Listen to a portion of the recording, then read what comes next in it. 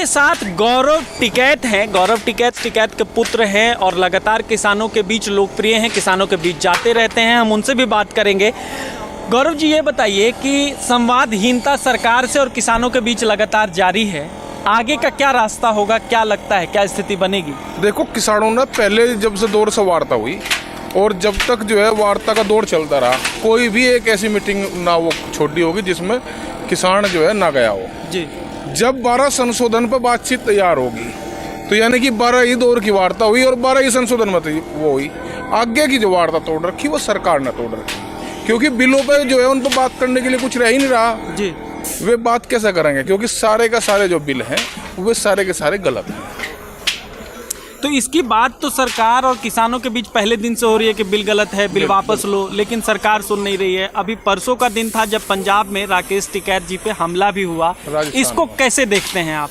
ये तो देखो, एक बात बताओ, विद्यार्थी को आज्ञा करके जी और राजनीतिक दल जो है अपनी षड्यंत्र रच रहे, पर उनकी क्या खता है? उन पर मुकदमे दर्ज हो गए, वहाँ बड़े खतरनाक मुकदमे 307 और वो सब चीज़ें जो है उन पर लगा दी। अरे भाई, उन्हें क्यों बर्बाद करने पे तुले हुए हो? उनकी क्या गलती है? अगर आपको सामने ही लड़ना तो लड़ाओ जी भाई, आके लड़ो भाई। बीजेपी के सांसद जो ये कर रहे, आप जो है विद्यार्थियों को आज्ञा करोगे और उन पे ईंट डले पत्थर भगवाओगे, उनका क्यों भविष्य खराब कर रहे भाई? अच्छा, अब एक सवाल ये कि कोरोना देश में फिर आ रहा है, 2 गज की दूरी, मास्क है जरूरी, तमाम तरह के प्रयास शुरू हो गए, तो ऐसे में इस किसान आंदोलन को कितना नुकसान होगा? जब सारा देश जिसको निजीकरण कह रहे हैं, निजीकरण नहीं है ये, बेचना बोल देंगे इसको। जब सब चीजें गेल हो, सेल हो, रेल हो, हवाई अड्डे हो, सब कुछ जब इन्होंने BSNL हो, बड़े बड़े संस्थान जो बड़े उस तब जो है मजबूत तरीके से जो है देश में बने थे, उन सबको बेचने के बाद में अब सिर्फ 2 चीज़ देश में बची है। एक तो कोरोना की बीमारी जो सरकारी है, जो सरकारी चीज़ बची है वो तो कोरोना की बीमारी, और चुनाव के टाइम पे हिंदू खतरे में हो जाएगा जी। चुनाव खत्म हो जाएगा तो फिर हिंदू फिर सुरक्षित हो जाएगा जी। और जब कोई विरोध करेगा तो उसमें कोरोना बीमारी लग जाएगी।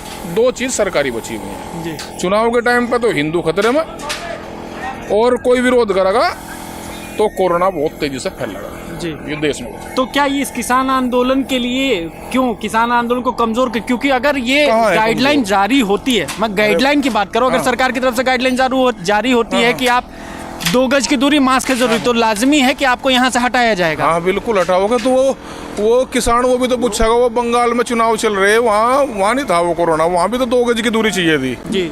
वहाँ भी तो मास्क और सारी चीजें सैनिटाइज होकर जो है रैलियों में जाना चाहिए था। क्या किसान पे लागू होगा वो? क्या आम आदमी पे लागू होगा जो अपनी बात कहना, अपने भाई विरोध प्रदर्शन करेगा तो उसी पे लागू होगी? मतलब पक्ष में कुछ भी करो जब कोरोना नहीं फैलेगा, और विपक्ष में कोई। ये हुआ भी शाहीन बाग का जो पिछला आंदोलन चल रहा था, वो ऐसे ही शाहीन बाग से ना इस आंदोलन को जोड़े ना, शाहीन बाग से नहीं जोड़ रहा हूँ मैं, कोरोना से जोड़ रहा हूँ ना। ये किसान तो भाई ये किसान मूवमेंट है, और किसान मूवमेंट में सबसे बड़ी अगर योगदान इस सरकार को बनाने में था, देश के किसान का था जी। और देश के किसान ने बड़े उमंग और उत्साह के साथ में देश के प्रधानमंत्री को बनाया। उस पर ये खड़े नहीं उतर रहे, या किसी पार्टी के खिलाफ भी लड़ाई नहीं है, ये तो सरकारों की गलत नीतियों के खिलाफ जो है लड़ाई। आगे का रास्ता क्या होगा? आगे का रास्ता सरकार जो है निकाल लेगी, वार्ता का दौर चालू होगा। वार्ता का दौर चालू होने में फिर वही 1200 संशोधन करने को तैयार हैं। जब एक वार्ता होती रहेंगी उनमें जो है सारी कमियां निकल जाएगी, और जब वार्ता पटल पाओगे कि सारे के सारा कानून अपने आप ही सरकार कहेगी कि हाँ जी हम ही सब वापसी ले रहे हैं। ये तैयारियां किस तरह की हैं? ये तैयारियां, एक तो ये देखो आप तिरंगे देखा, जो कह रहे हैं ना कि तिरंगे का अपमान देश के किसान ने कर दिया। आइए ना आगे की तरफ आइए। तो वो मकान बनने शुरू हो गए, बांस के मकान बन रहे जी किसानों के लिए। हाँ किसानों के लिए, किसान ही बना रहे जो है, गाँव से जो है बांस और ये सब चीजें आ रही जी।